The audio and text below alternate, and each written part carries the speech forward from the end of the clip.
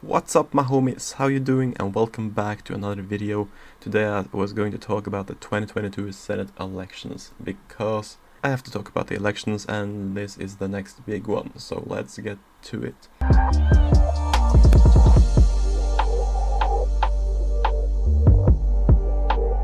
Now, after 2020, of course, there will be a Democratic president, which means that the Republican Party will be the party on the offensive in these midterms.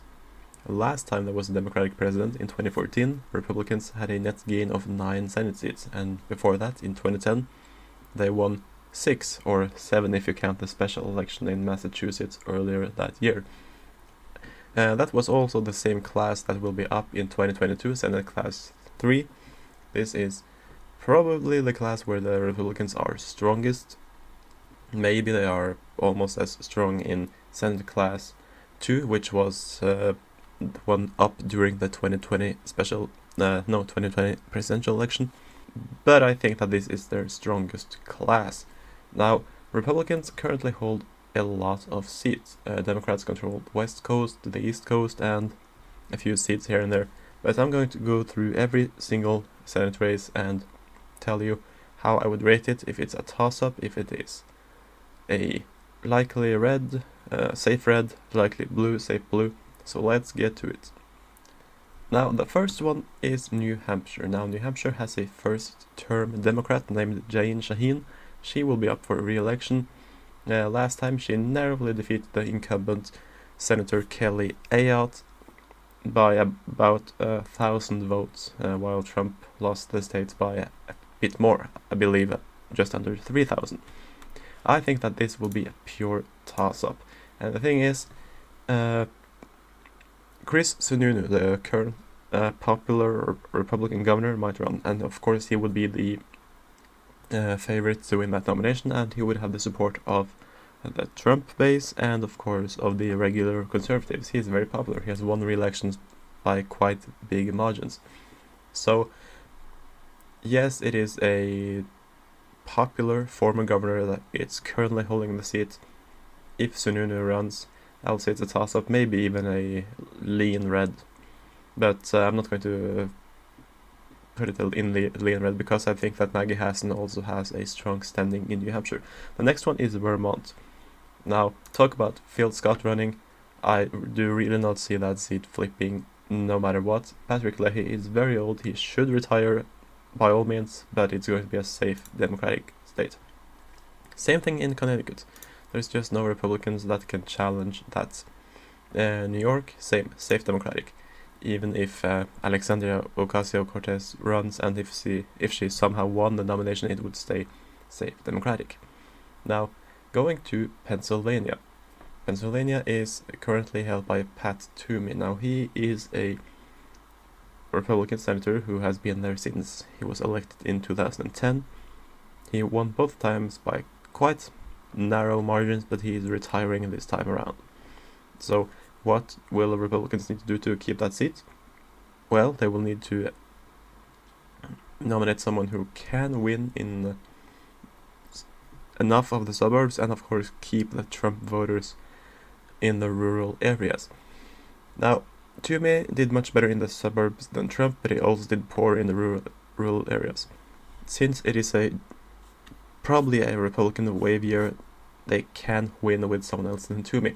I'm not sure who that would be. Maybe it would be Lou Barletta, maybe it would be Brian Fitzpatrick, and maybe it would be Guy Reschenthaler. Okay, probably not Guy Reschenthaler, but there is a lot of House members and former House members that could be good Senate candidates. I think that the Republicans are slightly favored to keep that seat. If you are in disagreement with me, you can just go back and look at the elections of 2010, 2016, or before, because Republicans have held this Senate class seat in Pennsylvania for very, very long time.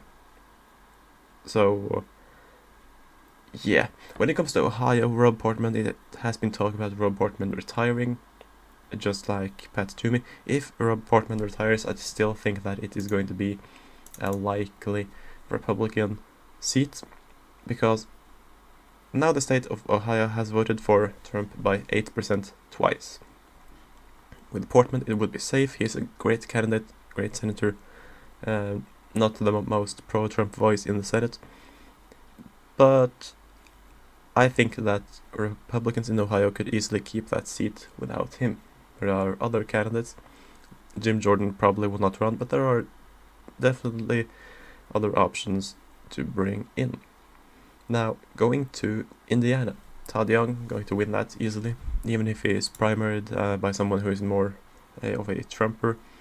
That is going to stay in the GOP hands quite easily. Rand Paul in Kentucky going to win re-election, cruise to re-election. And in Maryland, that one is going to stay safe, Democratic, in the hands of Chris Van Hollen. Going into the South, North Carolina is currently held by Republicans, currently by Richard Burr. He is expected to retire. There are a number of Republican candidates that could run and do well in North Carolina, though the state has been trending somewhat Democratic. It has had a growing minority population, but in the red wave year, I still think that the Republican candidate will win in North Carolina.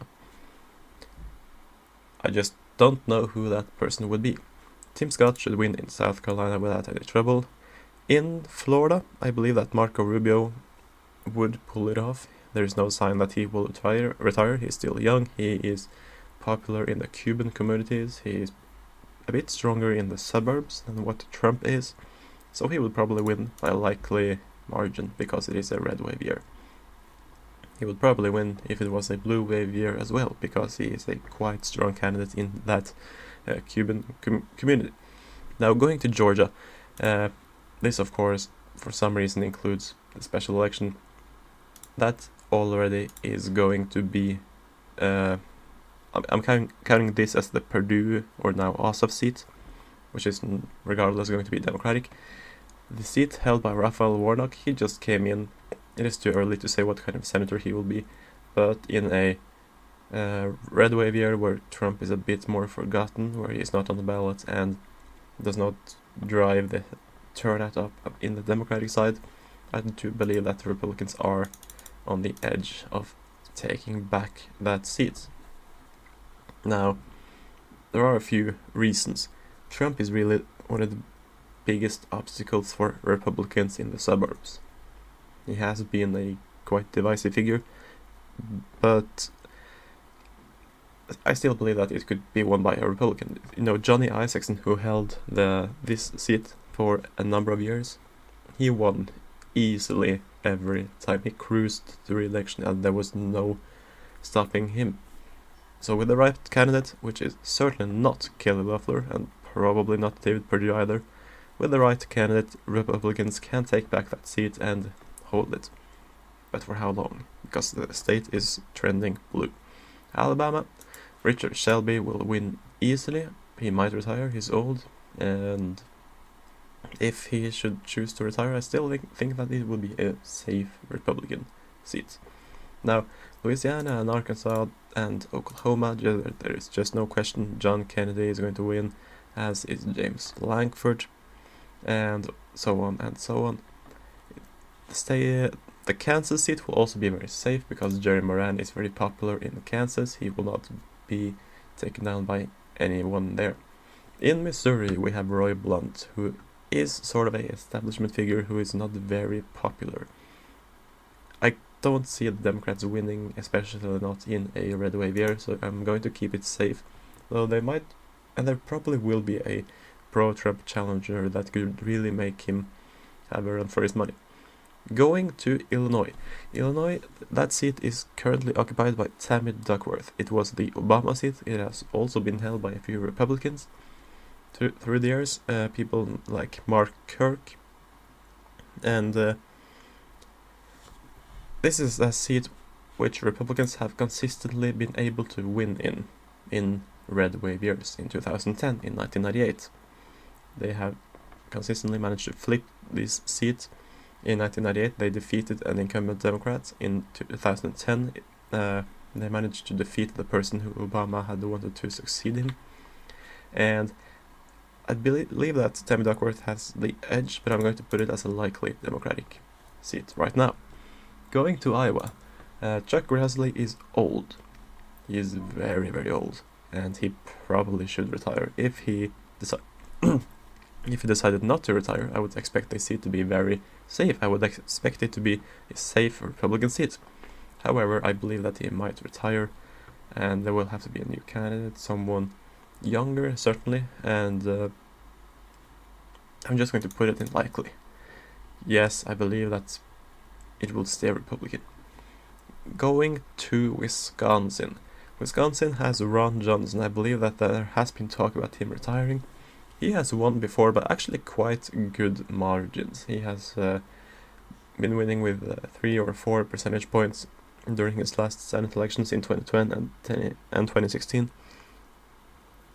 But having heard talks that he is going to retire, that he was only going to run for 2 terms, this one is certainly in play, although it was also in 2010 and 2016. So, how do we put it? I think that Wisconsin will have to be a state where the Republicans are a bit favored, but not by much. So I'm going to take it as a narrow tilt to the Republicans. I can see certainly a number of candidates that would be good. You have different members of the US House that could run for Senate and probably win. I just don't know who. Going to the real Mountain West, okay, maybe not the mountains yet, but North Dakota and South Dakota, nothing to say. John Hoeven and John Thune are both going to cruise to re-election, and there's no stopping them. Going to Colorado, Michael Bennet has been presiding over a Senate seat in the state that has been trending in his way, and I don't really think that the Republicans will have anyone who have any big challenge to him.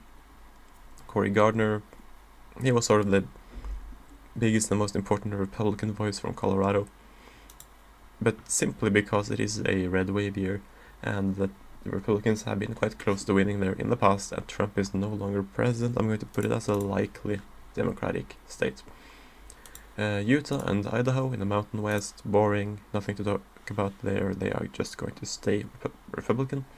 And this means that, for now, the GOP has reached 50 seats, but that of course does not give them the majority.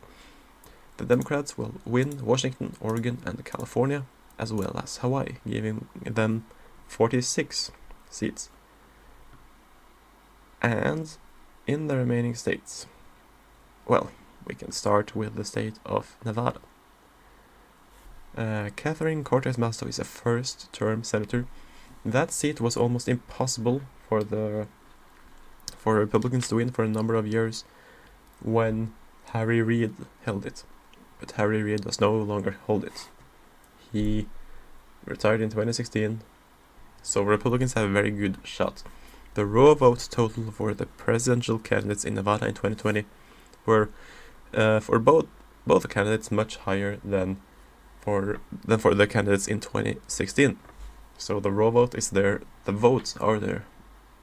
It's just a question of turnout, which is the same story in many other states as well.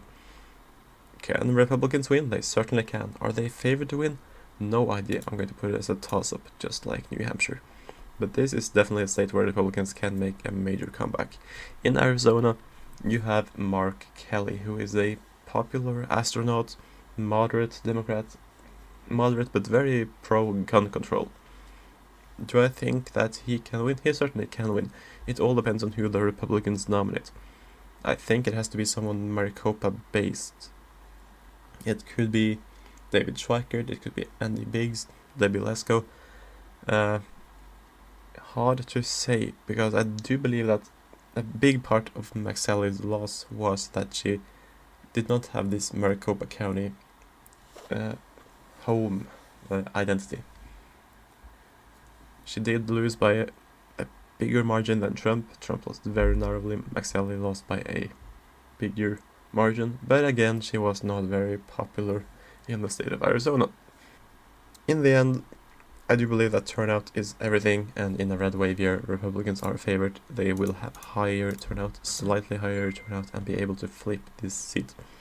Remember, last time there was a red wave year, they just blew it out, flipping either 9 seats in 2014 or 7 in total in 2010. Republicans are on the offensive this year as well. And Alaska, the last one, Lisa Murkowski. It has been talked that she might switch parties or become an independent. That would certainly be a blow to the Republicans. She has been a big opponent of Trump, but it is also important to know that she is always closer to the president than most Democrats on the issues. You know, she's sort of in the center along with Susan Collins, Joe Manchin, and those people. But if you are a pro-Trump patriot, typical American populist, she is, among the devils. I would say that Lisa Murkowski will definitely face a stiff challenge from the primary opponents. But will she prevail? I don't know. If she, for some reason, were not to be the Republican candidate, she could still win. But I believe that the Republicans would keep the seat anyway. Of course, you cannot be completely sure, so I'm going to say that it is a likely Republican seat simply because Lisa Murkowski can win as a writing candidate again or as a third-party candidate. So there you have it. So I do predict that the Republicans will take back the Senate with 2 seats outstanding, New Hampshire and Nevada, and that Mitch McConnell will again become majority leader in 2 years. Anyway, I hope you enjoyed this video. I hope you found it informative. Please leave a like, please subscribe, and I'll see you next time.